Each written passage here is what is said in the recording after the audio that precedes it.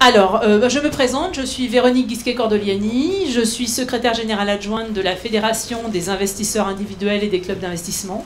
Alors cette fédération s'appelait auparavant, certains d'entre vous la connaissaient, comme la Fédération française des clubs d'investissement, et maintenant on s'occupe également des actionnaires individuels au sens large. Alors, moi, Internet et la bourse, c'est un peu dans mon ADN, parce que j'ai commencé en étant pourtant en bourse au Palais Brognard, et j'ai pris le tournant Internet dès 95-96, quand on a commencé à proposer des choses aux particuliers sur Internet pour la bourse. Donc c'est quelque chose que j'ai un petit peu de ressenti assez fort.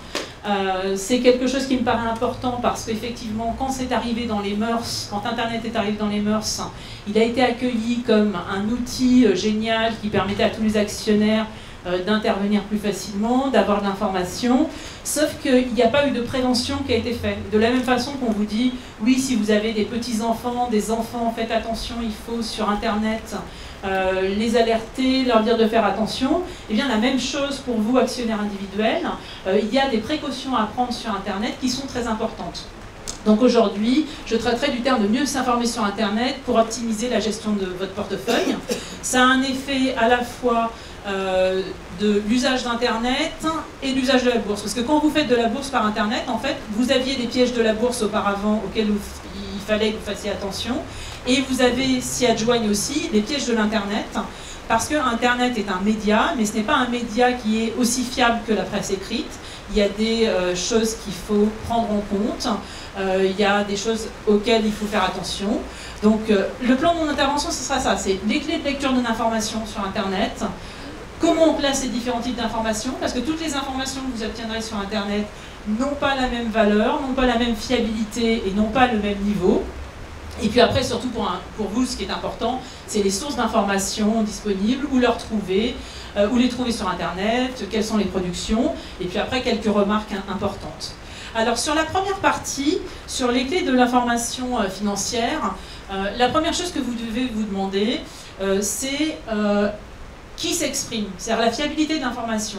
Tout à l'heure, sur le stand, je parlais avec un actionnaire individuel qui me disait « Oui, mais c'est sur Internet, moi je le vois chez mon broker, je vois la news, je vois l'alerte, donc pour moi c'est important, c'est fiable, ça a de la valeur. » J'ai dit « Oui, mais sur Internet, vous voyez quelque chose qui est publié. Si vous ne voyez pas la personne qui publie, si vous ne savez pas qui publie, il ne faut pas prendre en compte l'information. Si vous êtes dans la rue et que vous trouvez un conseil boursier par terre sur une feuille vierge, sans en-tête, sans rien, acheter du valeur XY, vous ne le prendrez pas en compte parce que vous dites il n'y a pas de nom de journaliste, il n'y a pas de publication, je ne sais pas qui a écrit ça.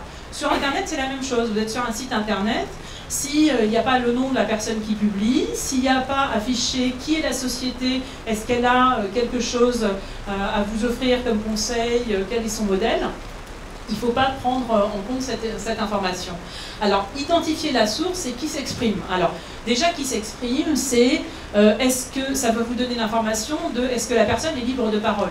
Vous voyez bien que si la personne qui s'exprime, vous allez sur le site d'une société cotée, vous allez trouver un certain type d'information.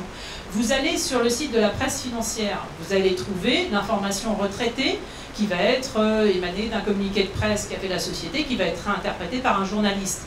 Mais là, pour vous, vous avez l'assurance d'avoir la signature du journal qui s'engage en laissant parler son rédacteur, son journaliste. Donc là, l'information est identifiée. Si vous allez sur un site XY, comme il en existe plein qui font du day trading, qui font de l'analyse chartiste, qu'il n'y a pas de nom de personne éditeur, qu'il n'y a pas de nom de société, vous n'avez pas de visibilité sur qui est la personne, qui est la société, qu'est-ce qu'elle gagne à vous donner ce conseil, dans ces cas-là, il ne faut pas prendre l'information. Même si elle paraît alléchante, même si elle a l'air d'être peaufinée, ou a fortiori si en plus c'est une rumeur, c'est un bruit de couloir sur une société, à ne pas prendre en compte. Donc ça c'est vraiment l'information importante, parce que quand je vous dis l'éditeur est-il libre parole, c'est est-ce que la société qui va publier l'information sur Internet, elle vous donne une information qui est libre. Ça veut dire, est-ce qu'elle a un lien avec la société, par exemple, dans laquelle elle vous propose d'investir?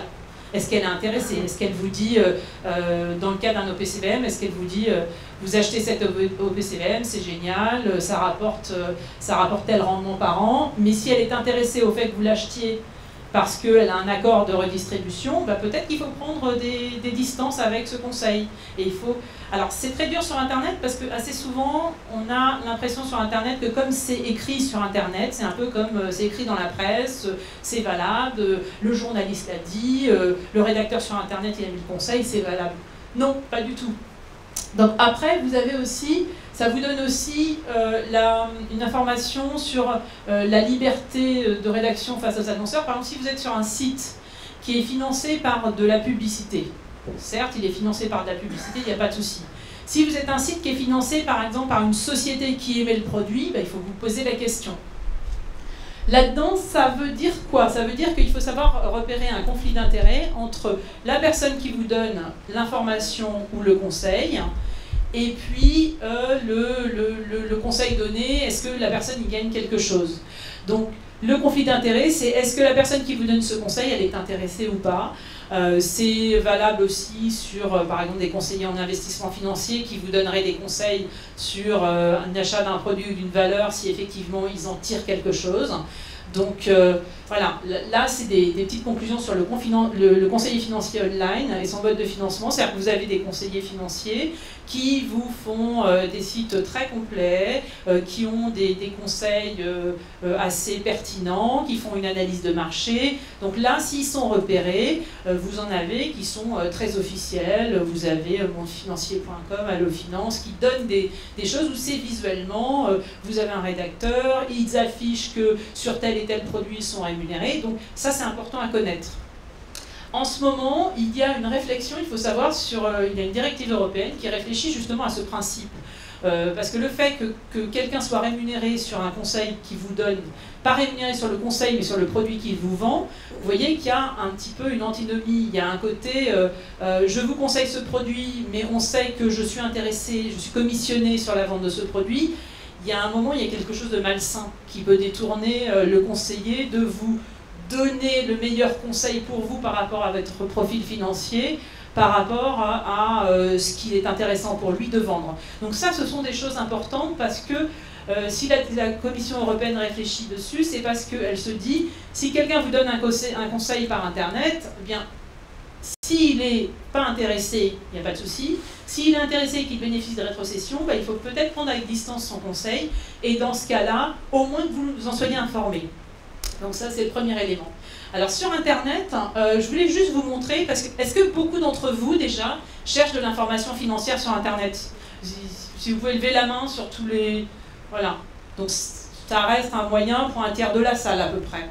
Donc, dans ce tiers de la salle, ou même dans les personnes qui n'ont pas encore recherché l'information, ça, il faut voir, quand vous faites une requête sur un moteur de recherche, le moteur de recherche ne vous donne pas simplement la réponse à votre recherche. Vous tapez, par exemple, investissement. Si vous tapez investissement dans le moteur de recherche Google, il va vous sortir plusieurs éléments. Alors, si je ne connais pas Internet, je peux très bien être amené à me dire... Bon ben voilà, la première réponse à ma recherche, c'est celle-ci. Elle est en haut, voilà, ça veut dire que c'est le meilleur site en termes d'investissement que je puisse trouver sur le net, en termes de référencement. Ben pas du tout. En fait, il faut vraiment que vous soyez très à même. Alors je ne sais pas si vous aviez déjà tous ce genre de réflexion, mais là, toute la partie qui est en grisé, c'est une partie payante. C'est-à-dire, ce sont des sociétés qui ont payé pour que leur site internet sorte en premier quand on donne cette recherche. Quand on fait une recherche sur investissement, ces personnes-là ont payé une certaine somme pour payer devant, pour un certain nombre de recherches. Alors peut-être qu'ils ont payé pour que 100 000 fois, quand les actionnaires individuels ou enfin, les internautes se connectent, ça sorte en premier. Donc ça, c'est payant. Donc ça, déjà pour vous, quand vous faites une recherche sur Internet, pour vous, c'est à ne pas regarder. Voire à regarder peut-être avec parcimonie en deuxième niveau, mais ce n'est pas le fruit de votre recherche. Le fruit de votre recherche, il commence en dessous la partie commerciale. Et après, le deuxième élément aussi, c'est, vous voyez, toute cette partie-là, toute cette colonne, c'est pareil, c'est commercial.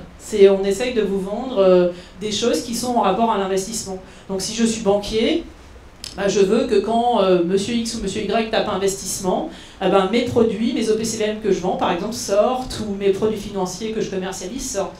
Donc pour vous, quand vous allez faire une recherche, déjà, ça vous oubliez.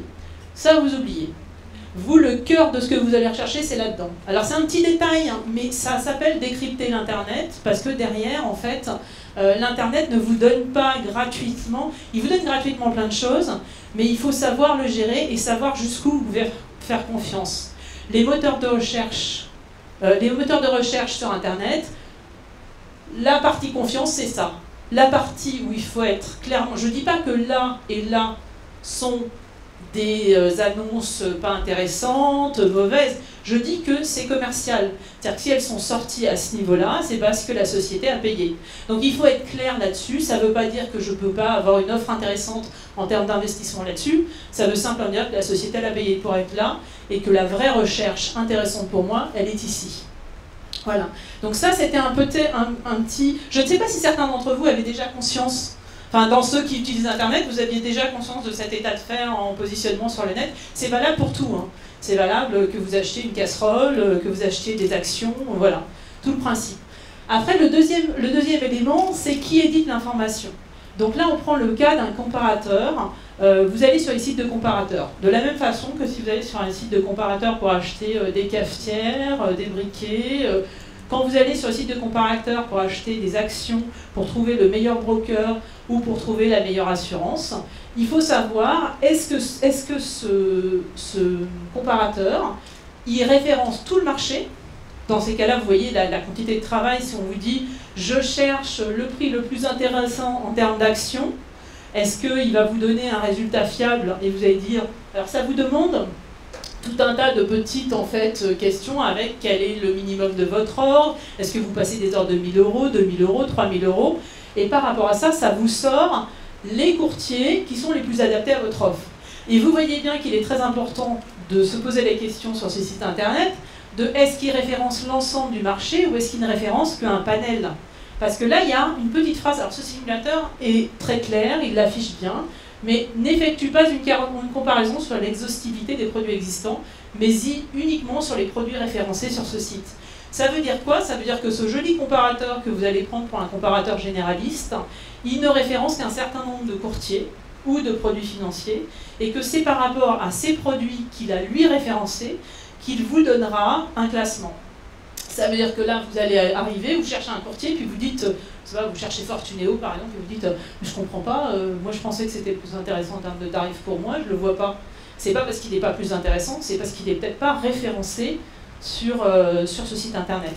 Donc ça, c'est le deuxième élément, et ça c'est très important parce que effectivement, sur Internet, il y a toute cette notion-là de donner des conseils désintéressés. On a tous tendance à penser que si c'est un simulateur, si c'est un comparateur boursier, il va bien évidemment faire le meilleur pour nous. Et pas du tout en fait. Il fait le meilleur par rapport à son modèle économique. Si son modèle économique c'est j'ai 10 courtiers en ligne qui me payent pour les référencer, eh ben, le comparatif sera parmi ces 10 courtiers en ligne. Voilà. C'est pas un détournement des éléments, c'est juste simplement un élément à prendre en compte quand vous allez vous connecter sur les sites internet. Alors là, c'est un deuxième site financier où effectivement, on vous donne... Alors, pour trouver cette information, parce que là, tout à l'heure, c'était évident. En bas, il y avait vraiment écrit clairement l'information. Maintenant, sur des sites internet, vous aurez peut-être plus de mal. Les endroits où vous pouvez trouver cette information, quand vous cherchez pour savoir si elle est exhaustive ou pas, et puis qui sont les sociétés, c'est tout simplement le qui sommes-nous. C'est-à-dire qui sommes-nous, vous avez cette page, et alors là, on vous dit par exemple financement indépendant. Alors ça ne veut pas dire que parce que c'est écrit, c'est effectif, mais au moins c'est une information importante. Ça veut dire que ce n'est pas les gens qui ont demandé à être référencés, à référencer leurs produits, mais c'est le site qui effectivement fait une recherche. Alors ils disent aucune participation capitalistique provenant des banques, des établissements financiers ou même des groupes de presse n'existe dans le capital de cette société. Ça va être plus rassurant pour vous parce que ça va vous dire il n'y a pas d'intéressement financier ou de rétrocession. Donc si je fais une recherche, je vais pouvoir avoir quelque chose d'intéressant. Après, deuxième élément, alors vous me direz ça va aller un peu loin, mais vous allez chercher dans les mentions légales. Si jamais sur un site internet, vous ne trouvez pas le qui sommes-nous, vous allez tout en bas, vous avez toujours des mentions légales, c'est obligatoire. Parce qu'à des moments, on peut avoir du mal à trouver. Surtout quand vous regardez un site de conseils boursiers. Vous regardez un site, il y a plein de conseils, il y a plein de graphiques partout, c'est génial, mais ils ne disent pas qui ils sont. Ça, c'est important. Donc vous allez en bas, vous cherchez les mentions légales, et dans les mentions légales, vous avez toujours le directeur de la publication. Ou le groupe dont selon ça dépend. Donc ça c'est important parce que le directeur de la publication, soit c'est effectivement, ça va être un groupe, ça va être un éditeur important, là c'est mon épargne online, mais derrière ça vous donnera une indication. Parce que si dans les mentions légales apparaissait le fait que ce soit un établissement financier, par exemple, vous auriez plus de recul par rapport au conseil donné. S'ils vous disent le produit est génial, il faut l'acheter, vous vous poseriez la question en disant oui, bon, il me dit ça, est-ce qu'il me dit ça parce qu'effectivement ce produit correspond bien aux caractéristiques que j'ai mis dans le petit questionnaire, ou est-ce que derrière c'est parce qu'il veut vendre son produit? Donc normalement, nul n'est censé ignorer votre profil quand il vous propose un produit, et même un site internet n'est pas censé vous proposer un produit sans avoir vérifié qu'il correspondait à votre profil d'investissement. Donc il n'y a pas un produit, il n'existe pas, alors ça j'insiste, il n'existe pas un produit qui soit valable pour l'ensemble des actionnaires individuels, il n'y a pas un produit miracle qui est bon pour tout le monde, il y a des produits selon le profil d'investissement et le profil de risque de chaque personne. Ça c'est encore un autre comparateur, un exemple, compare à bourse, voilà, où derrière vous avez une petite bannière, une petite ligne, où on voit que c'est ces courtiers en ligne-là qui sont présentés. Voilà. Donc du coup, voilà, ils disent du fait du nombre important de courtiers en ligne, le site n'a pas vocation à présenter la totalité des offres. Donc là, il est clair, ils le disent, mais c'est vrai que vous pourriez arriver, enfin il est clair, ils le disent en petit dans la page, hein, en éclair. Mais derrière, ça veut dire que là, courtier en ligne, vous avez une ligne, vous pouvez vous poser la question en disant mais c'est bizarre, j'en vois que 4, il n'y en a quand même pas que 4 sur le marché parisien. Donc si je fais une recherche en disant quel est le site internet sur lequel je vais payer moins cher pour mes ordres de bourse, je sais que je n'aurai pas une réponse qui sera exhaustive. Donc ça c'est important parce que ça veut dire que dans la fiabilité de l'information, vous devez prendre vraiment, vous devez apprendre à vous méfier en fait. Hein. C'est comme vous le faites dans la vie habituelle, sur internet c'est la même chose. Cas de conflit d'intérêts, on parlait tout à l'heure de conflit d'intérêts. Ça peut être un intermédiaire financier qui propose à ses clients de souscrire à une intro en bourse. Je pense qu'il y a pas mal d'entre vous qui ont en tête l'IPO Natixis, bien placé par les caisses d'épargne et les banques populaires. Il y a eu l'association des mineurs qui a porté plainte pour vente forcée. Ensuite, l'IPO d'EDF en 2005, SG, BNP ont été sanctionnés par l'AMF pour avoir fait du forcing sur la vente de titres parce qu'il y a des actionnaires individuels qui se trouvaient avoir souscrit sans avoir demandé de titre. Voilà. Donc derrière, les questions que vous devez être amené à vous poser, y compris dans la presse habituelle, c'est est-ce que je peux avoir des informations totalement objectives d'un site. Alors effectivement, son modèle économique, c'est ce qui est important. C'est-à-dire que si c'est un site de presse qui vit d'abonnement, logiquement, on a vocation à penser que son information sera sérieuse, qu'il va défendre sa marque, son nom. Parce qu'il y a cette fameuse indépendance de la rédaction vis-à-vis de la partie vente de pub. Après, c'est toujours discutable, c'est-à-dire que même si les journalistes vous disent qu'il n'y a aucune passerelle entre la presse et la partie vente de pub, je pense qu'un journal qui vend 20% de sa pub à une grande société aura du mal à critiquer la société dans la rédaction. Il y a de l'autocensure qui peut se faire aussi. Mais toujours est-il que derrière ça, c'est une question à vous poser. Après, la segmentation des activités de banque est-elle une solution? Parce qu'effectivement, quand on est banquier, qu'on vend une action, et puis que de l'autre côté, on vend des produits financiers, est-ce qu'il n'y a pas un conflit? Alors, il y a le côté de la vente d'actions d'un côté, et il y a le fait d'assurer l'introduction en bourse d'une valeur. Si un de mes départements, si je suis banque, un de mes départements assure l'introduction en bourse d'une société et que de l'autre côté, j'ai des clients et que je leur vends l'action en disant c'est génial, cette action est géniale, c'est sûr que je ne vais pas dire le contraire à mon client si c'est un autre département dans l'entité et c'est la même entreprise. Donc après, ça peut être des conflits d'intérêts. Alors en ce moment, en France, il y a beaucoup de discussions là-dessus, sur effectivement la segmentation des activités. Au niveau éthique, il y a normalement un mur qui se déplace à des moments parfois. Voilà, donc ça c'est des éléments que vous devez prendre en compte aussi, dans la vie de tous les jours, sur la confiance, l'éthique, la régulation, parce que c'est pas parce que c'est sur internet c'est écrit que tout le monde respecte. Après, il y a les clés de lecture de l'information. Alors tout à l'heure, on parlait de la source, donc ça c'est important, c'est qui a écrit cette info, pourquoi, est-ce qu'il est indépendant, et maintenant on est sur la datation de l'information. Alors ça c'est très important, parce que quand vous êtes sur Internet, il y a énormément de choses qui circulent sur Internet, et de choses pas datées. Si une chose n'est pas datée sur Internet, elle est égale à 0. C'est-à-dire qu'il n'y a pas de prise de position. De la même façon que vous trouveriez un journal aujourd'hui, il n'y a pas de date, il était édité en 1950 ou édité aujourd'hui, l'information n'a pas la même valeur.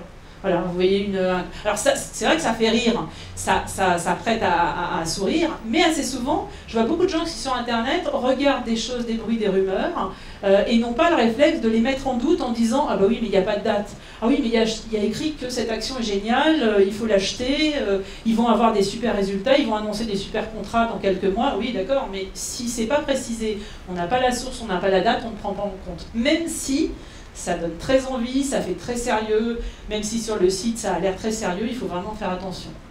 Donc ça, c'est ne jamais tenir compte d'une information non datée, non vérifiable. Ensuite, la récurrence des informations.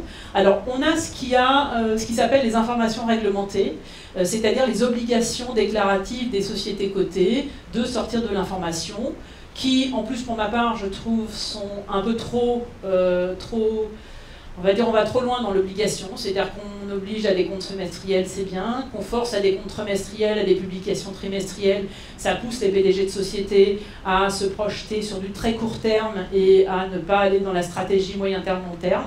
Donc je pense que c'est préjudiciable aux entreprises, mais il y a tout un tas d'informations réglementées périodiques et d'informations permanentes que vous pouvez avoir, et que vous pouvez avoir directement sur les sites des sociétés. C'est-à-dire que on a un constat assez étonnant, c'est que très peu d'actionnaires individuels vont directement sur le site des sociétés. C'est-à-dire qu'en majorité, c'est la presse. Donc on me dit, j'ai lu dans les Échos, jeudi dernier, que voilà, alors un exemple, Vivendi, j'ai lu dans les Échos que Vivendi allait vendre GVT, mais comment ça se fait, qu'est-ce que c'est? La première chose que je fais, c'est me dire, c'est un article d'un journaliste. Donc si je veux savoir si cette info elle est vérifiable ou pas, je regarde sur le site internet de la société, d'abord. Le communiqué de presse, est-ce qu'un communiqué de presse est sorti ou pas? Et si je veux vérifier après que je ne trouve pas ce que je veux sur le site internet de la société, parce que, disons qu'un journaliste a pu sortir un bruit, a pu sortir une information, une rumeur qu'il a entendue, mais qui ne provient pas d'un communiqué de presse, derrière, j'appelle le service actionnaire. Tout simplement, où j'envoie un mail au service actionnaire en lui demandant plus d'informations. Mais je ne me contente pas de la publication d'informations qui est simple, qui est un article. Et c'est étonnant parce que les sites des sociétés cotées ont quand même relativement peu de fréquentation par rapport aux milliers d'actionnaires individuels qu'ils ont. C'est-à-dire qu'il y a beaucoup d'actionnaires individuels dans certaines sociétés cotées. Vous savez, chez Air Liquide, il y a à peu près 40% d'actionnaires individuels, entre 37 et 40%. Chez les sociétés du CAC 40, on est entre 5 et 9%, donc c'est quand même un poids significatif. Ça représente, on dit en France, 4,5 millions d'actionnaires individuels, donc c'est moins que les 7 millions des années 2000. Mais c'est quand même 4,5 millions, et on ne voit pas forcément ces personnes-là aller sur les sites internet. Alors bon, on peut se dire que sur 4,5 millions, il y a peut-être 2 millions de personnes qui n'ont pas internet. On va se dire qu'ils ne se sont pas mis à l'internet, qu'ils préfèrent le papier ou autre. Mais il en reste quand même 2 millions qui devraient aller régulièrement, s'ils ont une ligne d'une société, voir sur le site de la société ce qui est dit, parce que c'est la source, c'est la base.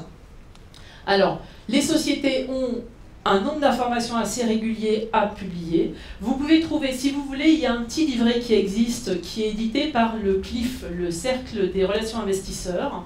Donc si vous tapez CLIF sur Internet ou relations investisseurs, vous le trouvez. Et il y a un guide qui s'appelle un guide de la communication financière, dans lequel sont référencées toutes les obligations de publication des sociétés. Donc là-dedans, vous pouvez trouver énormément d'informations parce que il y a la récurrence des informations et il y a le type d'information. Et ne serait-ce que là, vous avez énormément d'éléments. Et si vous savez à peu près ce que publient les sociétés, vous pouvez aller voir à la source plutôt que d'attendre que ce soit un journaliste qui vous fasse un condensé du communiqué de presse qui a été sorti par la société de chiffres. Donc, alors, voilà, fréquence de l'information, semestrielle, trimestrielle, donc ça je vous en ai parlé. C'est un avis personnel que le fait de devoir sortir des chiffres très fréquents est nuisible pour la société parce qu'il pousse à une vision court terme. Donc maintenant, il y a des obligations, on les suit quand même. Un élément qui peut être important, c'est quand vous voyez, parce qu'une fois que vous savez quelles sont les obligations réglementaires de publication, vous pouvez voir quand une société est en retard. Parce que qu'est-ce qui peut vous indiquer en dehors d'avoir l'information? C'est si elle est en retard pour émettre ses chiffres, pour émettre ses comptes, parce que dans ces cas-là, c'est une situation de risque. Ça veut dire que soit effectivement ça prend plus de temps pour une raison, soit qui est diffusé et il y a eu un rachat de société, ça prend un peu plus de temps et dans ces cas-là, la société s'exprime sur le sujet. Mais si elle ne s'exprime pas sur le sujet et qu'elle ne sort pas ses chiffres en temps et en heure, il y a fort à parier qu'il y a un problème. Ensuite, le principe d'égalité d'information entre les investisseurs. Alors ça, je le rappelle parce que on a toujours tendance à penser qu'on peut avoir une info chaude d'une société avant tout le monde. Non, c'est pas possible. Même si vous allez à une réunion actionnaire, même si vous allez à un salon, même si vous téléphonez au service actionnaire d'une société, jamais une société ne vous donnera, que ce soit par Internet, par téléphone, en rencontre directe, ou pendant en fait une réunion, un roadshow d'analystes, vous avez, vous, investisseurs, le même niveau d'analyse que les actionnaires qui sont institutionnels ou qui sont analystes pendant les roadshows. Et ça, c'est un truc qu'on me dit souvent, mais non, mais eux, c'est des professionnels, ils doivent l'avoir avant. Non, non, ils ont le même niveau d'information que vous. Et a fortiori, s'ils ne le respectaient pas, si la société ne respectait pas cette égalité entre les investisseurs, l'AMF prendrait des sanctions. C'est-à-dire que ça, c'est vraiment un principe qui est important. C'est pour ça qu'il ne faut pas chercher une rumeur dans un coin ou autre, parce que soit elle est infondée, soit c'est du délit d'initié. Si c'est du délit d'initié et que vous prenez une décision par rapport à ça et que c'est prouvé ensuite, vous auriez des problèmes. Donc en fait, il ne faut pas chercher, de la même façon que je vois toujours des personnes qui cherchent la martingale, qui cherchent à trouver le petit détail qui va essayer de leur faire gagner plus en détournant le système, ça ne sert à rien. Le système, il est imposé, il est comme ça, il assure aussi que vous ne soyez pas lésés par rapport aux institutionnels. Donc ne pensez pas que si vous allez voir, retrouver une rumeur plus intéressante sur le net ou autre. Donc ça, c'est important. Après, important, l'influence des anticipations et des estimés. Alors le fameux problème, alors ça, c'est pas sur Internet, mais c'est aussi le fameux problème où vous voyez une société qui publie des bons résultats et puis le cours baisse. Bah oui, mais les anticipations des actionnaires, les anticipations des analystes étaient supérieures et puis ben, ils ont un bon chiffre, mais il est inférieur à celui qu'avaient anticipé les analystes et du coup le cours baisse. Ça, c'est à prendre en compte aussi parce que vous pouvez regarder le cours et vous dire mais je comprends pas, ils viennent de sortir une super news et là tout d'un coup leur cours baisse. Oui, mais peut-être que les analystes ils attendaient mieux. Donc ça, c'est un peu une des aberrations du marché. Ensuite, les services d'alerte les services d'alerte que vous avez soit sur les sites des sociétés cotées, soit sur les sites aussi de presse ou chez les courtiers en ligne. Vous pouvez avoir maintenant en alerte gratuite. Si vous avez des lignes, vous avez 10 lignes dans votre portefeuille, vous pouvez vous abonner directement sur les sites internet des sociétés cotées pour demander à recevoir leur communiqué de presse en direct, pour demander aussi à avoir des informations sur le cours. Donc ça, il ne faut pas hésiter parce que c'est gratuit. Ça veut dire que c'est de l'information qui vient en push vers vous. C'est-à-dire que vous n'aurez pas à aller la chercher, mais vous vous abonnez et elle va arriver. Dès que la société fait son communiqué de presse, vous l'aurez dans votre boîte mail. Donc ça veut dire que vous l'aurez avant que le journaliste il ait pondu un article le lendemain matin sur la news. Chose importante parce que vous allez le voir après, on peut avoir de très grosses différences entre ce que publie un journaliste par rapport à un communiqué de presse initial et le reste. Alors ça, c'est les publications dont je vous parlais, les résultats annuels. Alors, la publication des résultats annuels, ça comprend les documents suivants. Alors vous l'avez, ça s'appelle le cadre et pratiques de communication financière. C'est le guide de l'Observatoire de la communication financière 2012 qui est disponible gratuitement sur Internet, vous pouvez le télécharger, et il liste toutes les obligations de publication. Ça veut dire que vous pouvez aussi partir de la source en vous disant, voilà, ça c'est les infos de base que publie la société. Elles sont disponibles soit effectivement sur le site de la société, soit effectivement sur un site infolégal. Alors je pense que je l'ai référencé juste derrière. Voilà, Info Financière. Alors ça c'est un site internet du gouvernement qui publie tout l'équivalent du ballot, tout ce qui va passer, tous les chiffres des sociétés. Donc c'est un site, c'est un site fiable, c'est un site du gouvernement, hein, donc il n'est pas censé tomber, il est sûr. Voilà. Dans un cas comme ça, vous regardez ce site internet, c'est un site du gouvernement, la source est sûre, ils ne vont pas vous mettre n'importe quoi. Voilà. Alors que si vous allez sur n'importe quoi sur Internet avec des bruits de couloir ou autres, vous pouvez avoir des surprises. Là, vous trouvez toutes les sociétés et vous pouvez déterminer quel type d'informations vous voulez chercher. Donc ça c'est important parce que vous pouvez trouver, et puis à côté il y a les sites aussi de services publics, journal officiel et autres. Voilà. Donc ça c'est une des sources importantes qui peuvent être fiables. Voilà, donc info-financière.fr, c'est un accès gratuit. Il vous donne des sites de confiance et il vous donne des informations pratiques. Voilà, donc ça c'est un exemple. Tous les résultats financiers annuels, semestriels, parce que c'est vrai qu'on peut ne pas avoir envie d'aller sur le site des sociétés cotées parce qu'ils sont tous organisés de façon différente. C'est-à-dire que certains mettent leur rapport annuel au bout de 15 clics, d'autres le mettent dans la partie actionnaire, d'autres le mettent dans la rubrique investisseur. Donc si on a 15 lignes, on n'a pas forcément envie d'aller chez les 15 sociétés. Là, on peut trouver directement. Donc ça, c'est une source d'information qui est fiable et importante. Après, important, je vous parlais tout à l'heure de l'article de presse et du communiqué de presse. Donc en fait, comment on classe ces différents types d'analyses? Alors, on les classe en... Alors ça, c'est de la recherche pure et dure sur si vous avez écrit des mémoires, des choses comme ça en fac, c'est l'habituel, la source primaire. C'est-à-dire, la source primaire, c'est la source. C'est là où j'ai trouvé l'information de base. Donc la source primaire, pour vous, il y a plusieurs éléments. Il y a le cours de bourse peut être considéré comme une source primaire, c'est le cours. Hein. Le cours, c'est simplement les intentions d'achat, les intentions de vente. Ça se traduit par le cours de bourse.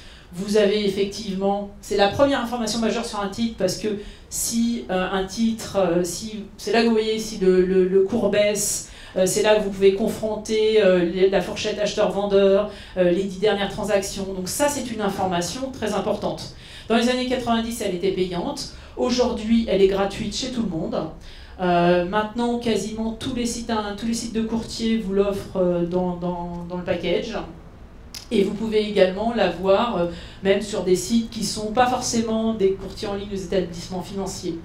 Après, le deuxième plus important qu'on voyait tout à l'heure, c'est les chiffres clés des sociétés cotées. C'est-à-dire que le chiffre d'affaires, tous ces éléments-là, les résultats d'exploitation, tous les chiffres des sociétés, vous les trouvez à la fois chez votre courtier, parce qu'il y a des fiches, des fameuses fiches Cofisem. Vous avez déjà vu, je pense, Cofisem qui s'appelle un peu Reuters maintenant, qui a changé. Mais effectivement, vous avez une fiche Cofisem où vous trouvez le chiffre d'affaires, le résultat d'exploitation, le bénéfice net par action, des informations sur ce que fait la société, quelle est son activité, où est réparti son chiffre d'affaires. Donc tous ces éléments-là, vous pouvez l'avoir chez votre courtier. Et puis plus important, les communiqués des sociétés que vous pouvez avoir aussi directement sur le site de la société. Parce que si vous êtes intéressé et que vous souhaitez suivre un titre, le mieux c'est quand même de s'inscrire aux alertes directement à la source. Et la source primaire, c'est l'émetteur. L'émetteur, c'est la société. Elle a un résultat financier, elle l'annonce, elle fait un communiqué de presse. Alors pourquoi c'est important aussi d'aller voir directement à la source? Parce que vous pouvez avoir un communiqué de presse qui parle... Alors, le problème, c'est qu'un communiqué de presse sur les résultats sociétés, chez certaines sociétés, ça peut faire 16 pages. Alors, je suis d'accord sur le fait que c'est pas très sexy d'aller lire 16 pages, d'éplucher un peu les éléments pour arriver à en trouver la substantifique moelle. Sauf que vous pouvez avoir une grande différence entre le communiqué et la résultante vue par le journaliste, qui va être l'article qui va paraître le lendemain, voire un petit peu plus. Et il peut y avoir une grosse différence pour la simple et bonne raison que l'article de presse, il peut s'arrêter sur un point ou un élément de vue que le journaliste avait, et il peut faire son article de presse sur 2 lignes dans le bas du communiqué, alors que la totalité du communiqué est bien plus riche.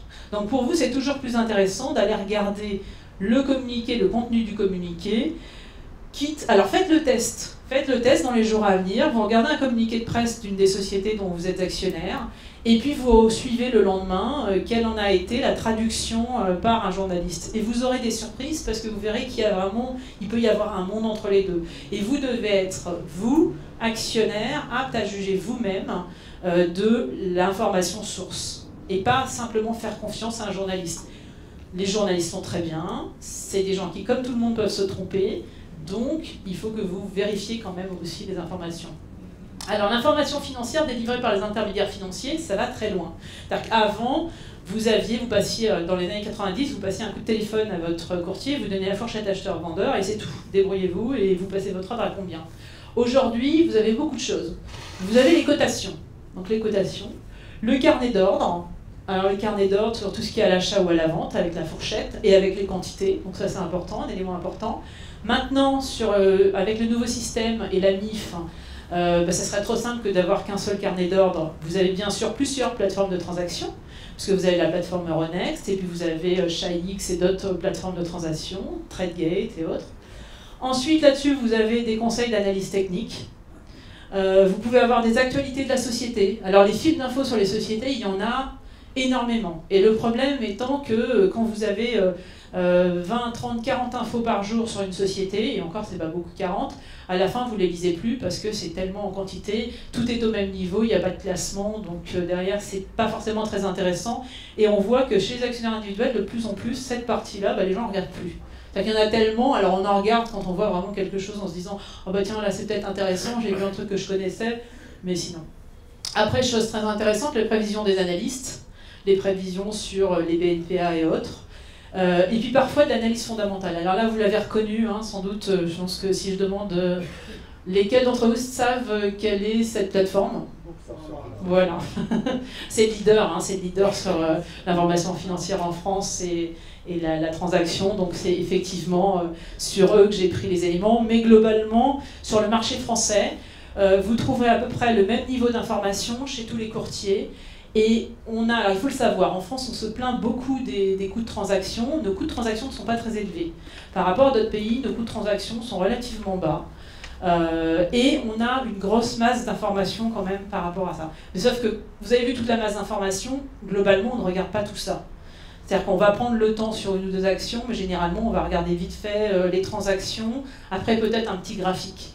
Alors après l'information délivrée par la société, là je vous ai mis deux exemples. Donc l'exemple de L'Oréal, hein, où on voit très clairement sur sa page d'accueil pour les actionnaires individuels, chiffre d'affaires, résultats d'exploitation, BNPA, les dividendes, voilà. Donc ça c'est... Et après, il y a à l'intérieur de du site de la société, bien sûr, téléchargeable toutes les informations. Donc là, source primaire. Pareil pour Eutelsat.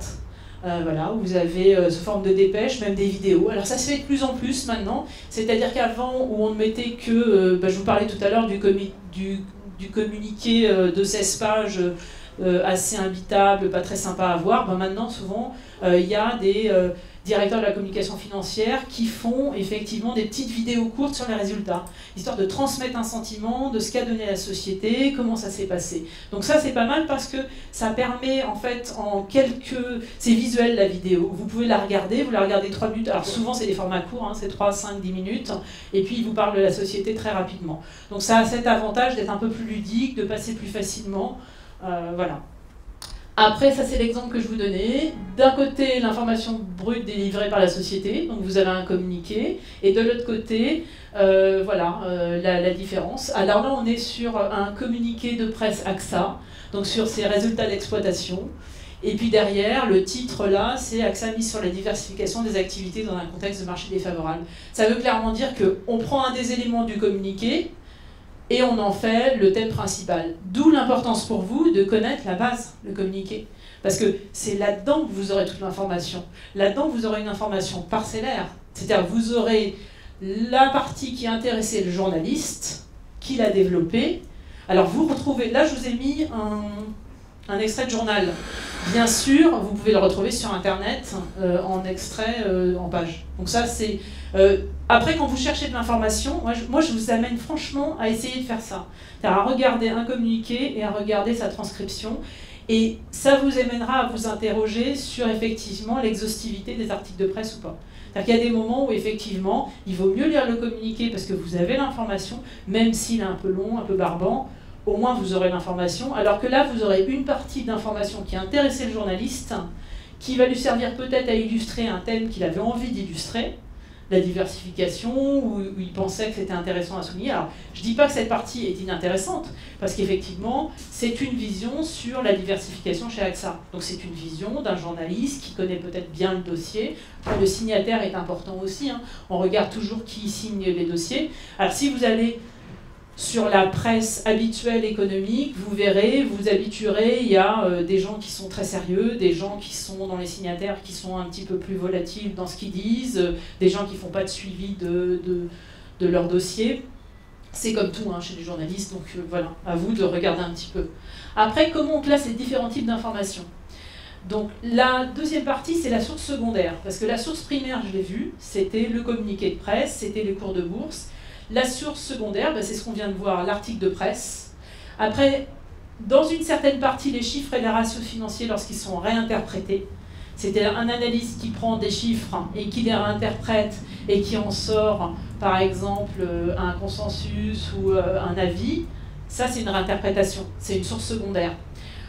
Des analyses, des recommandations, des graphiques, de l'analyse technique, tout ça, c'est une source secondaire.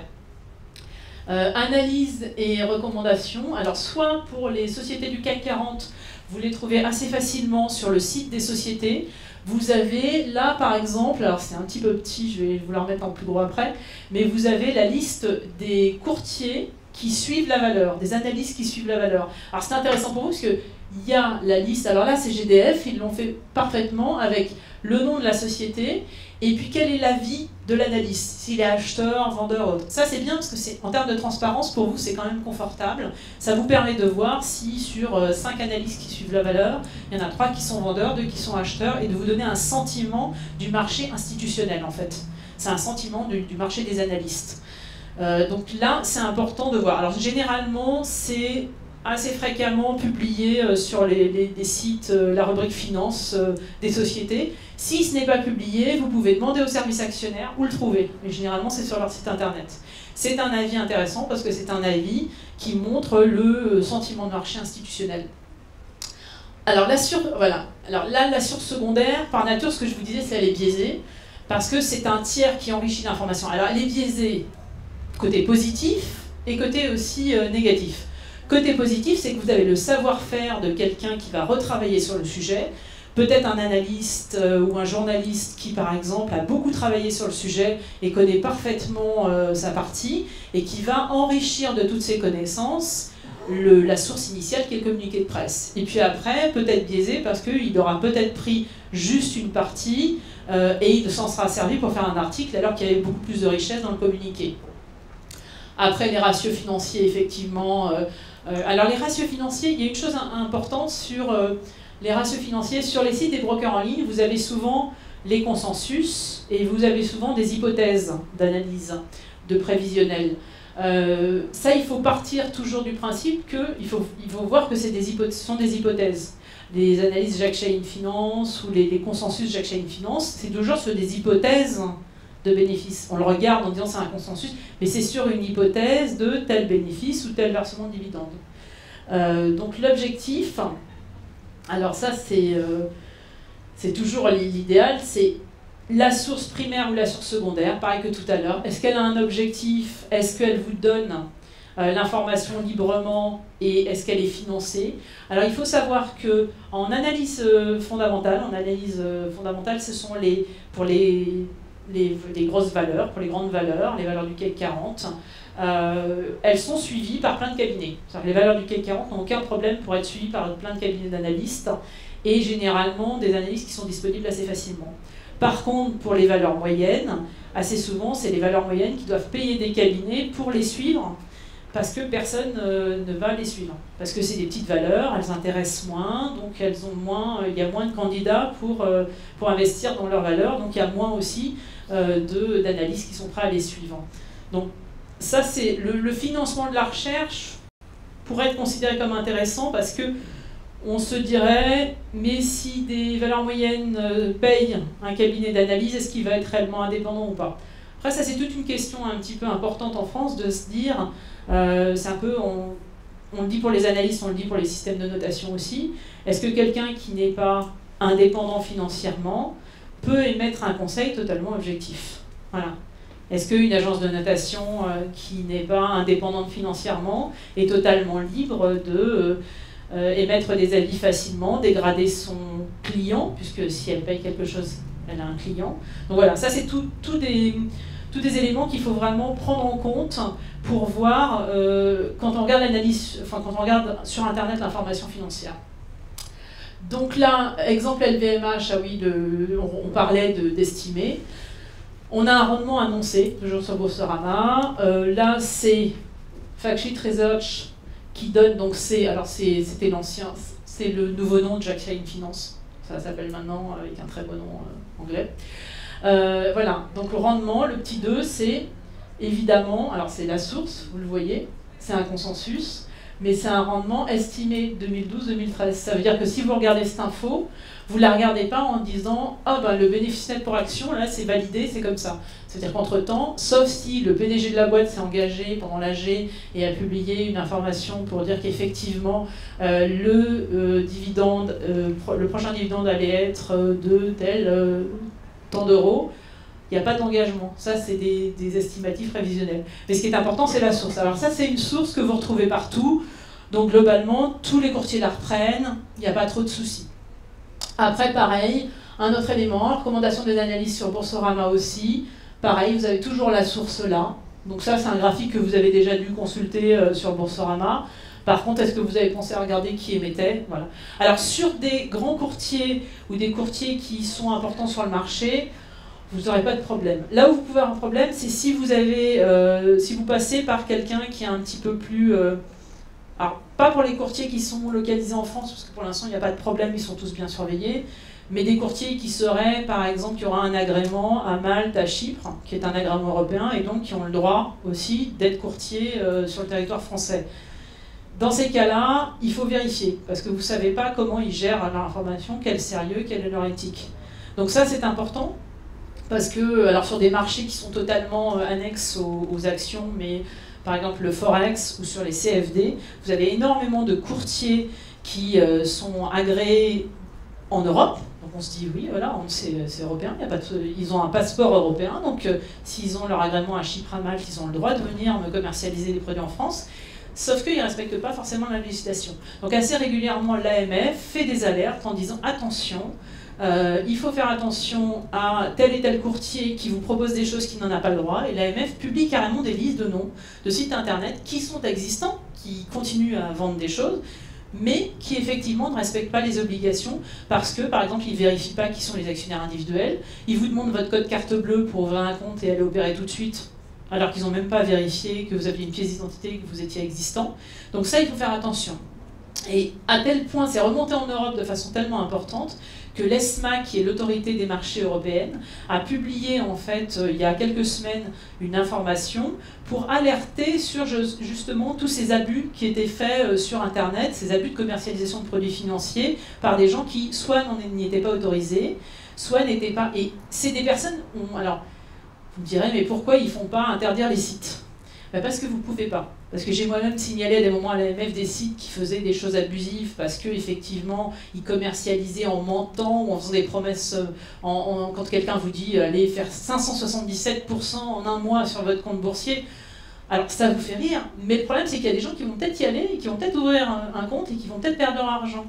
Donc, quand je vois ce genre d'aberration, je le signale aux autorités de marché. Le problème, c'est que dans ce cas-là, on m'a répondu oui, mais ils sont en Suisse. La Suisse, c'est pas l'Europe, non, on peut rien faire. Voilà. Ou alors, ils sont dans le Delaware, aux États-Unis, qui est un grand État pour ces mauvais sites boursiers ou ces sites frauduleux. Donc après qu'on sait en Russie, bon, on se méfie un peu plus, mais voilà. Derrière, il faut vraiment être attentif à ça, parce que, alors, il faut savoir que si vous recevez des propositions de démarchage de ce type, vous allez sur le site de l'AMF et vous avez toujours la possibilité de vérifier sur le site de l'AMF si la personne elle est agréée ou pas. C'est-à-dire si elle a un agrément officiel pour commercialiser ce type de produit. Donc ça, il ne faut jamais hésiter. Et vous avez un site aussi qui s'appelle AB Info Service, qui est le bras armé de l'AMF un peu pour suivre les épargnants, et qui vous répondent et qui pourront vérifier avec vous si la personne est agréée ou pas. Donc ça, c'est important devant le nombre de fraudes qui arrivent sur Internet. Après, les analyses et recommandations à destination du grand public. Alors, maintenant, est-ce que nombre d'entre vous ont été voir des points conjoncture sur Internet? Des points de marché, des choses comme ça? Vous ne l'avez pas... Mais vous ne l'avez pas fait parce que vous ne saviez pas qu'il y en avait ou vous n'avez pas eu l'idée d'aller sur Internet? Parce qu'en fait, il y a énormément de choses. Alors, ce qui est intéressant, alors il faut faire le tri. L'objectif, c'est pas que vous tombiez sur de la vente de produits, parce que ça n'a aucun intérêt. Par contre, un point de conjoncture fait par un stratégiste ou un analyste, alors là, vu les couleurs, on est chez SG, là, on est chez Natixis, et là, on est chez Amundi, donc un peu SG aussi. Mais l'idée, c'est qu'il existe. Alors de plus en plus, ces points conjoncture se font de façon sympa parce que c'est des petites vidéos. Alors c'est des vidéos un peu courtes, ils vont vous parler, alors là, la dette grecque, le marché européen, le marché asiatique. Et ça, c'est des points intéressants parce que c'est des points qu'on a du mal à trouver. Parce que par exemple, cette note-là, pour la trouver, c'est un peu compliqué. Alors que si je vais sur les sites internet et que derrière je consulte, je peux toujours avoir des points conjoncture, ça peut être des points mensuels. Chez la SG, vous avez des points mensuels un peu plus complets qui peuvent faire une dizaine de pages. C'est intéressant. C'est une information que vous ne retrouvez pas forcément ailleurs. L'information qui est l'information un petit peu fondamentale, elle est plus dure à trouver. Alors il ne faut pas hésiter parce que sur ces sites-là, vous avez des petites vidéos très simples. Alors vous avez aussi des choses sur des sites internet comme Patrimoine TV, sur Décideur TV, qui interviewent assez régulièrement des analystes, des conjoncturistes. Alors ça en fait, ça c'est alors pour avoir ça, en fait, il faut taper, alors soit vous essayez de taper point conjoncture, et là j'ai tapé Société Générale clairement parce que c'est ce que je cherchais, ça Natixis, mais en fait c'est info économique, point conjoncture, c'est ce qu'il faut, c'est la difficulté. Alors en fait, vous les trouvez où? Le problème, c'est qu'après, en fait, vous créez un petit réseau que vous consultez. Et effectivement, il faut savoir que chez Natixis, il y a tout un tas de flashs gratuits qui sont diffusés parce qu'ils ont M. Wechter, qui est un analyste qui parle assez facilement, enfin un économiste qui parle assez facilement, qui intervient en télé. Vous regarderez aussi que souvent sur les sites internet des web TV, alors c'est pas des web TV mais c'est des télé, enfin que ce soit iTélé ou BFM, vous avez sur leur site internet assez souvent les interviews vidéo de ces analystes, et quand ils interviewent généralement souvent un analyste, c'est le signe que cet analyste il passe du temps à rédiger des choses, donc généralement il faut aller sur le site de la société. Si M. Wechter par exemple, il est interrogé tout le temps, parce qu'il est à plein temps sur ça, sur émettre des points conjoncture, des analyses et autres. Et du coup, vous pouvez rechercher dans sa société et trouver ça. Donc ça, c'est très important parce que cette information, l'information économique, elle n'est pas forcément disponible, là, elle est disponible gratuitement, mais c'est vrai qu'en presse, ce que vous trouvez, c'est un petit peu light en économie. Alors que là, vous trouverez, alors là, c'est de la vidéo, hein, mais il existe la même chose, en version écrite, en version point conjoncture mensuelle un peu plus costaud, où ils vont vous parler de ce que font les différents marchés. Donc ça c'est important parce que ça vous donne un sentiment d'un... Alors il faut noter, c'est un économiste, c'est plutôt un stratégiste, voilà, il y a les différentes choses. L'analyste c'est celui qui va avoir la tête dans le guidon, il va surveiller son action, il va regarder, lui son but, il suit l'analyse de la valeur. L'économiste, le stratégiste, ils ont plus de recul, ils sont un peu plus au-dessus, ils suivent la conjoncture, ils suivent comment va le marché, donc plus de recul, ils n'auront pas la tête dans le guidon parce qu'eux, ils ne vont jamais vous dire acheter telle ou telle valeur, mais eux, ils vont vous parler du marché en général. Tendance haussière, tendance baissière, les États-Unis plus que l'Europe, voilà, eux, ils vont s'exprimer là-dessus, donc c'est bien parce que ça fait prendre du recul. Et puis après, l'analyste, lui, il est sur la valeur. Donc ça, c'est des éléments vraiment importants, et vous le trouvez sur Internet. Après l'information financière, alors je disais, je vous en ai montré là, mais effectivement, comme vous disiez, on trouve où, elle est rare, parce qu'en fait, effectivement, souvent les banques, les établissements financiers la réservent à leurs clients. Donc ceci dit, il faut s'acharner. Alors, il faut s'acharner parce que ce que je vous montrais tout à l'heure, alors hop, comment on fait, hop, comment on revient. Voilà, ce que je vous montrais tout à l'heure, par exemple ça, si vous allez sur le site Société Générale, vous ne le trouvez pas. Il faut que vous alliez sur banque d'investissement ou point conjoncture Société Générale. Vous faites une recherche internet, mais point conjoncture Société Générale, et là vous trouverez ce type de choses. Mais ce qui est assez aberrant, je suis d'accord, c'est vous tapez Société Générale, ils ne vont pas vous donner ça dans la partie Logitel.net ou même la BNP dans la partie BNP.net, ils ne vous la donneront pas d'office.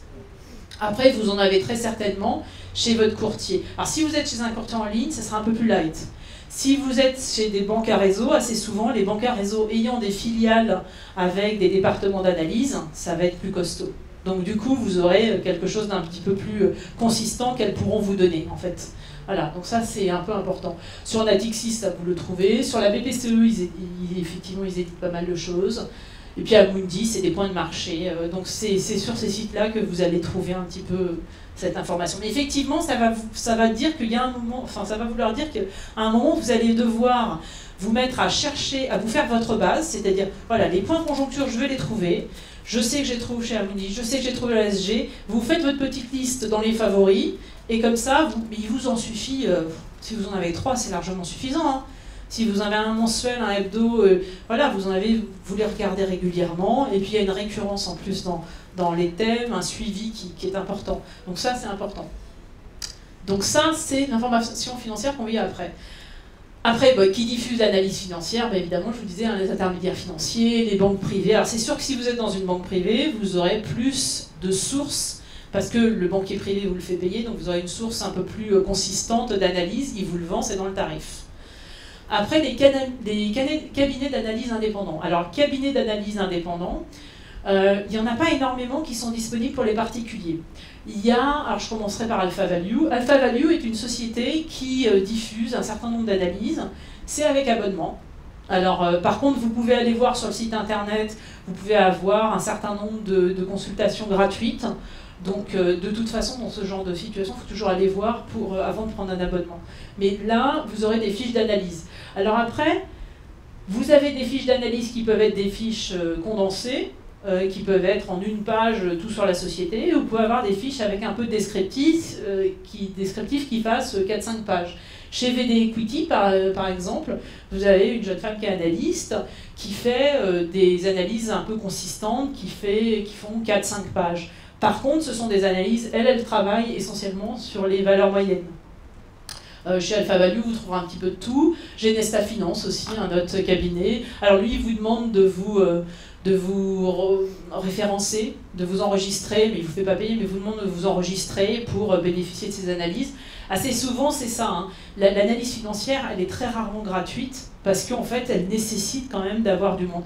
Pourquoi des cabinets comme VD Equities ou même comme Genesta font par exemple des analyses financières gratuites au grand public? Pour la simple et bonne raison que, comme ils traitent beaucoup plus de valeurs moyennes, eux, ils sont payés par les valeurs moyennes, donc eux, leur canal de diffusion, c'est tout le monde. Ils n'ont rien contre diffuser à tout le monde.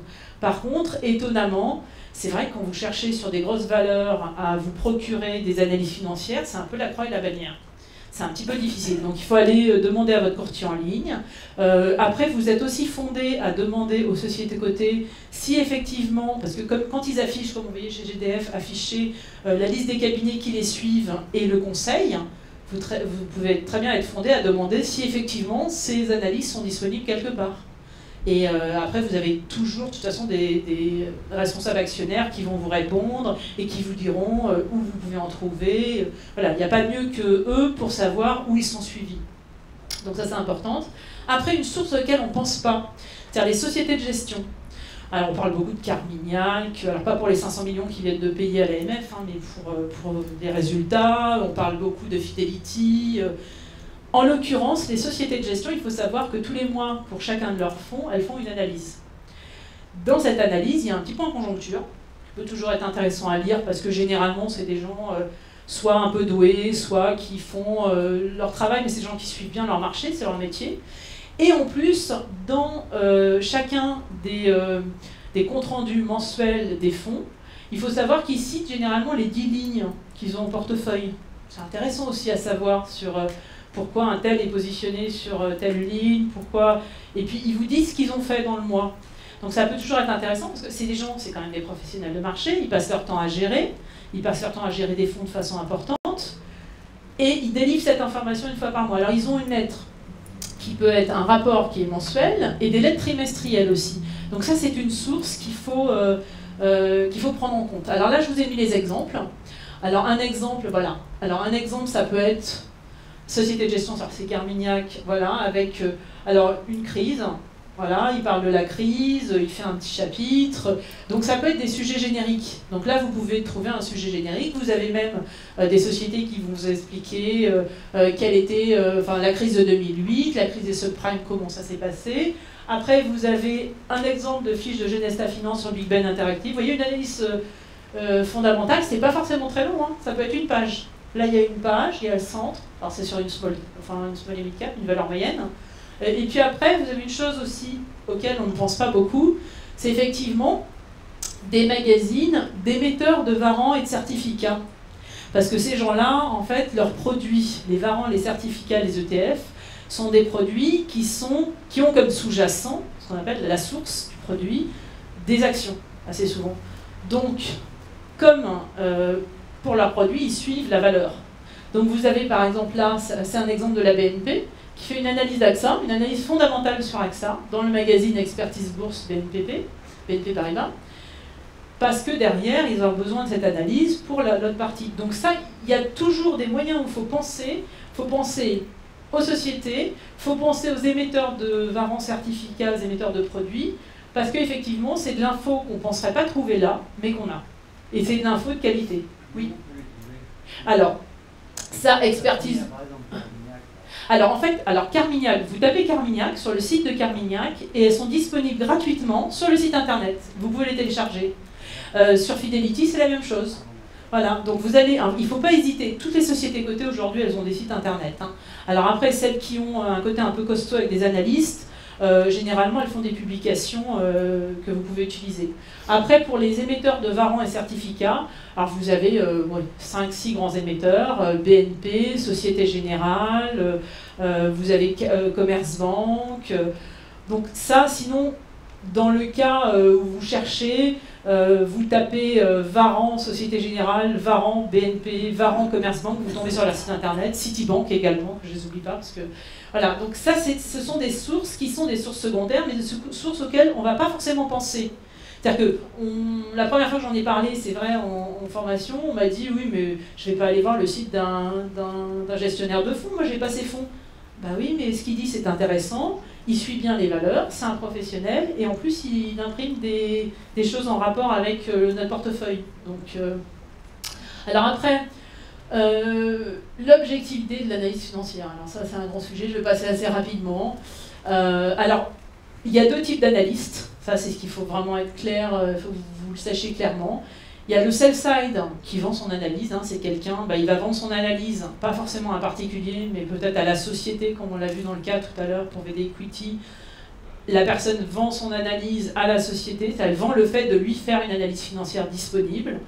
Voilà. Et puis de l'autre côté, l'analyse buy-side, il est conseil au sein de son établissement et lui, il est plutôt analyste pour sa salle des marchés. Et généralement, ce qui sort comme papier, ça va aller dans sa salle des marchés.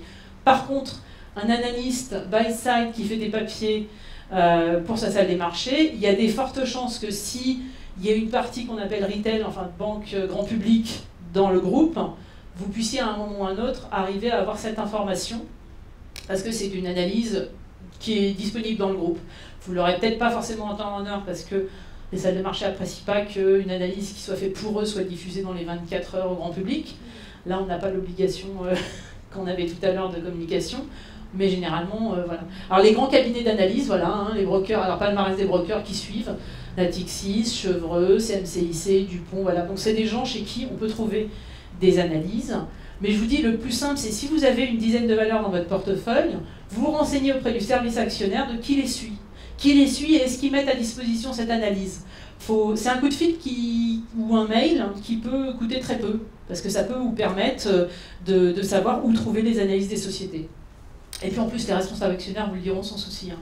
Ils ont vraiment, là-dessus, ils sont très carrés. L'étude et l'analyse graphique, alors voilà, ça c'est aussi une source secondaire, hein, c'est l'étude des graphiques, l'analyse technique, alors ça tout le monde adore, c'est super sympa, ça a beaucoup de succès sur internet, vous avez autant vous avez du mal à trouver de l'analyse financière, si vous avez cherché de l'analyse financière sur internet, vous avez vu c'est dur à trouver, si vous cherchez de l'analyse graphique, il y en a partout, alors ça en quantité vous en avez partout. Le problème principal c'est qui édite, c'est-à-dire que vous avez des gens qui se disent...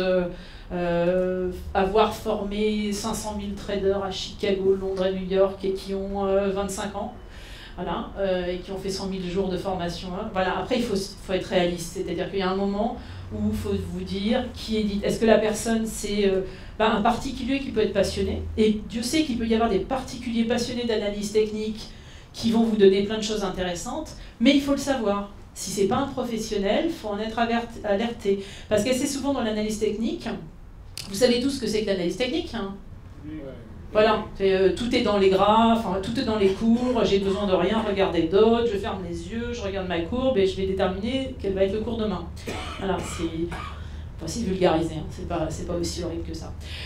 Mais par contre, c'est très ludique, c'est-à-dire que c'est facile à comprendre, on regarde un graphique, on en déduit si c'est un canal haussier, un canal baissier, les supports, les résistances, à quel moment ça va bouger.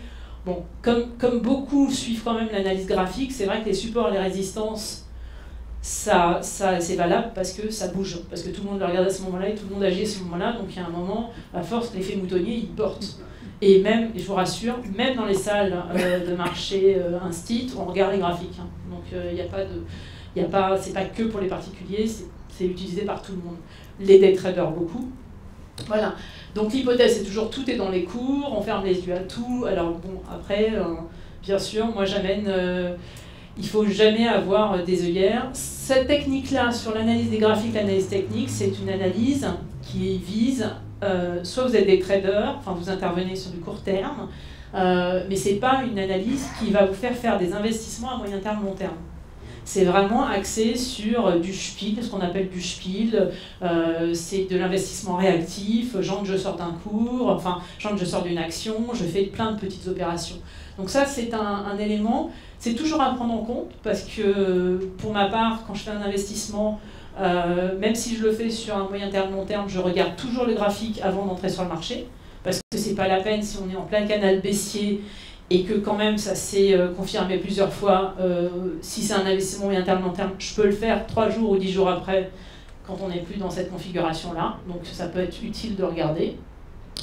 Par contre, vous mettez 3 personnes devant un graphique. Alors le principe de l'analyse graphique, c'est j'ai des figures qui se reproduisent, et après certaines figures se passent certaines choses, et je détecte des tendances. Bien sûr, vous mettez 2 personnes face à un graphique, elles ne voient pas la même chose toutes. Mais même, on n'est pas d'accord. On peut regarder à plusieurs, et il y en a un qui va voir un tête-épaule, le deuxième, il va voir un drapeau, le troisième... Voilà.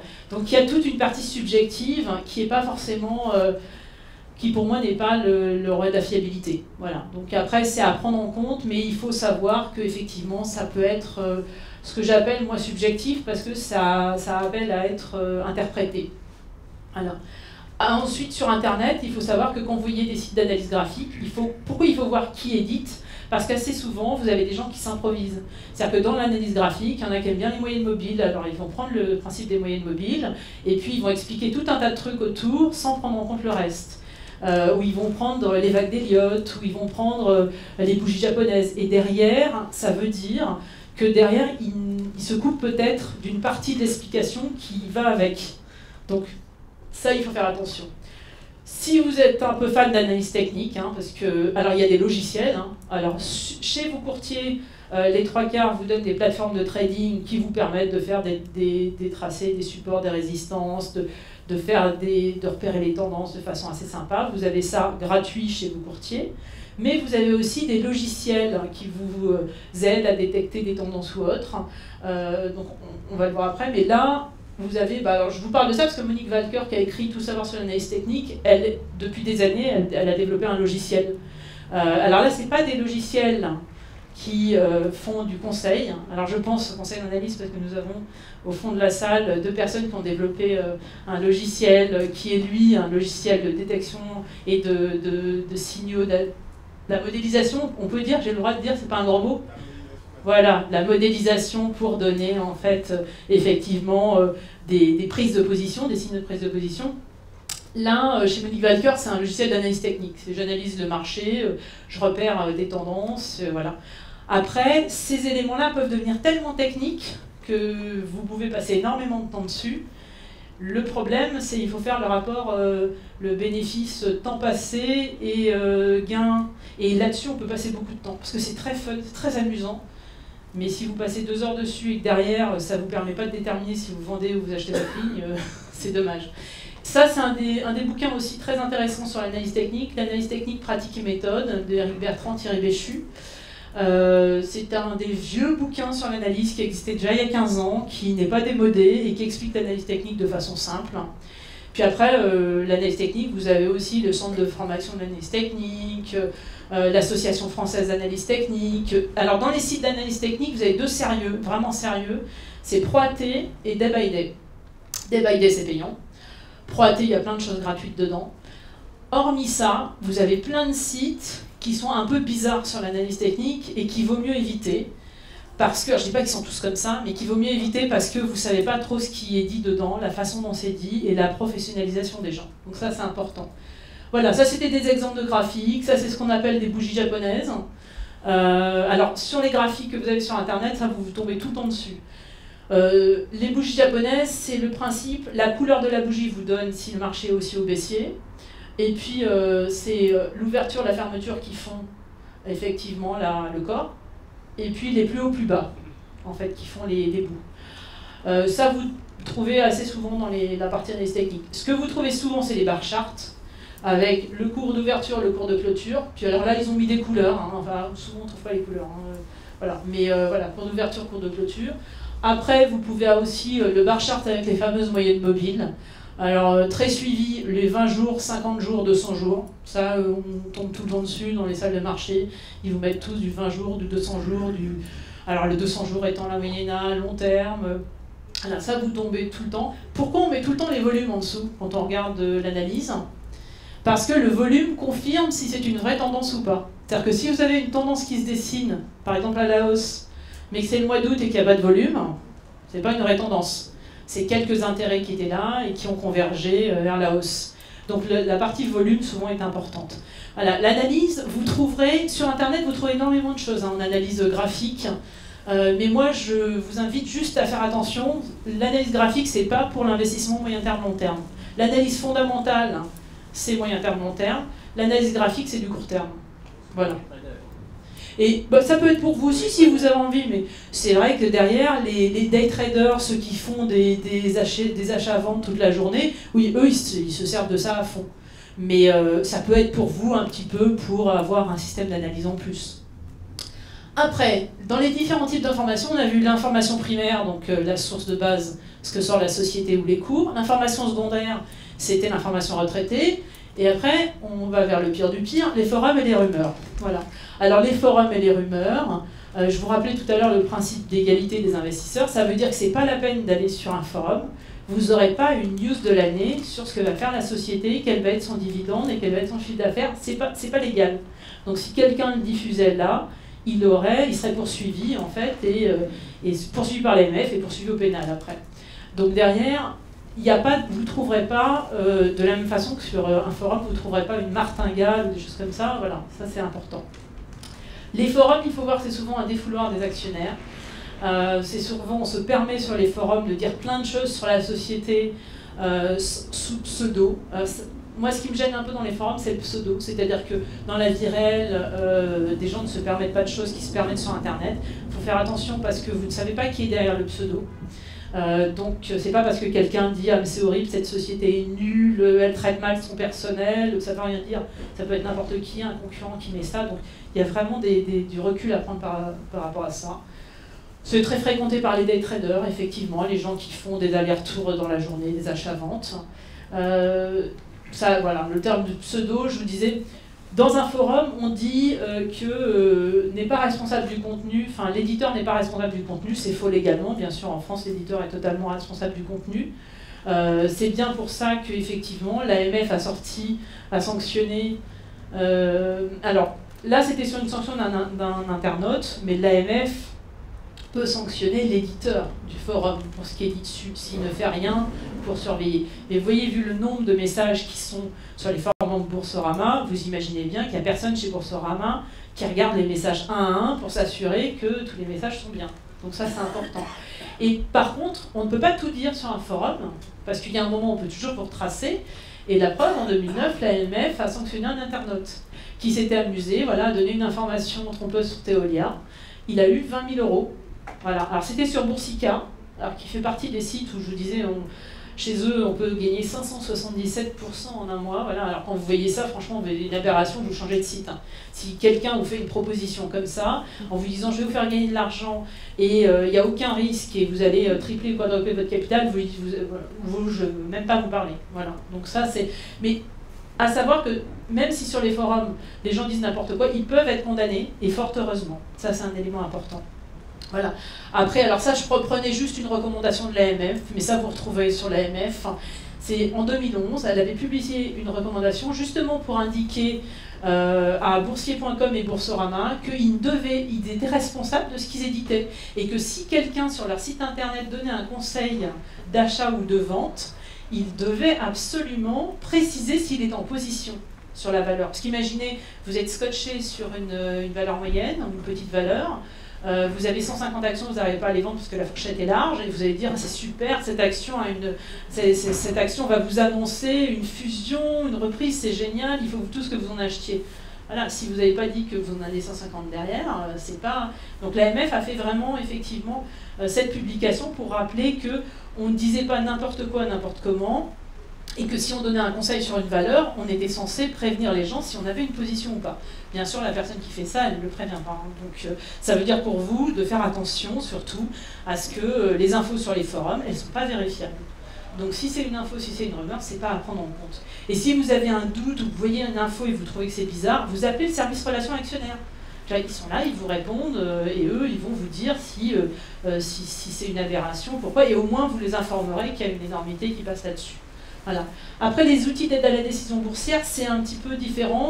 Vous avez, soit effectivement, on parlait des modélisations de jeunes hommes qui sont tout au fond de la salle, qui ont mis en place un système de modélisation. Soit vous avez des logiciels d'analyse graphique, alors Valdata, Metastock, tous ces différents types de logiciels. Soit vous avez de plus en plus des plateformes de trading qui sont chez les courtiers en ligne, qui sont des plateformes qui comportent...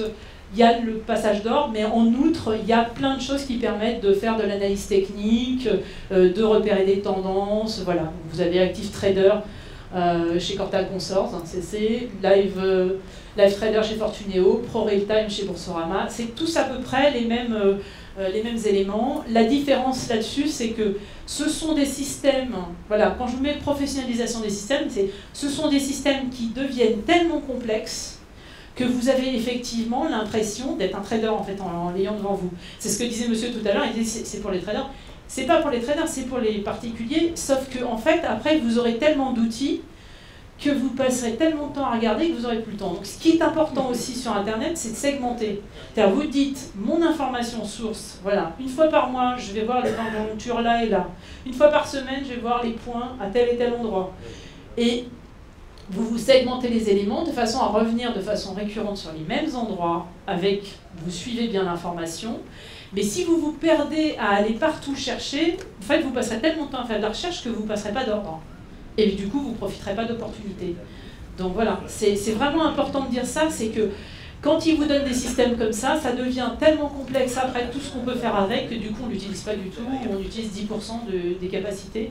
Parce que c'est vraiment là, quand on voit ces plateformes-là, ProRealTime par exemple pour la connaître, effectivement on a les mêmes éléments qu'avait un professionnel il y a 15 ans quand j'ai commencé, enfin oui, 17, je suis un peu plus vieille. Il y a 17, 18 ans, on va dire. Voilà, le professionnel, il n'avait pas plus d'éléments que ça. Et derrière, on se rend compte qu'on donne tellement d'éléments que ce n'est pas des éléments qu'on va utiliser parce qu'on n'aura pas le temps. Parce que le rapport, c'est entre le temps que vous avez, le temps que vous passez pour opérer, et puis ce que vous pouvez faire. Parce qu'après, sinon, voilà, c'est 0 temps d'analyse, réaction instantanée épidermique, danger. Alors ça, c'est vraiment le côté j'y vais, je fonce, je suis pris dans le jeu. Non. Quand vous investissez, vous avez du recul. S'il y a un ordre, alors sauf si vous faites effectivement de l'analyse technique et du day trading, s'il y a un ordre il n'est jamais urgent de faire un truc tout de suite. Parce qu'un investissement, ça se pose, c'est sur du moyen terme, on prend le temps.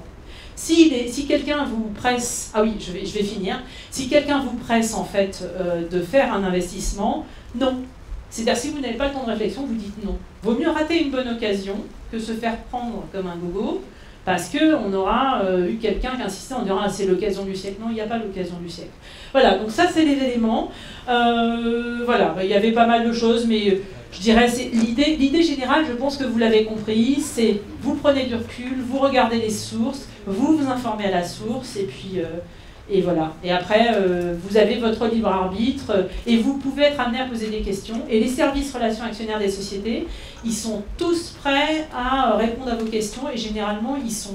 Voilà, il ne faut pas hésiter à les solliciter, à leur demander. Vous avez un doute, vous leur demandez. Ben voilà. Bonne soirée.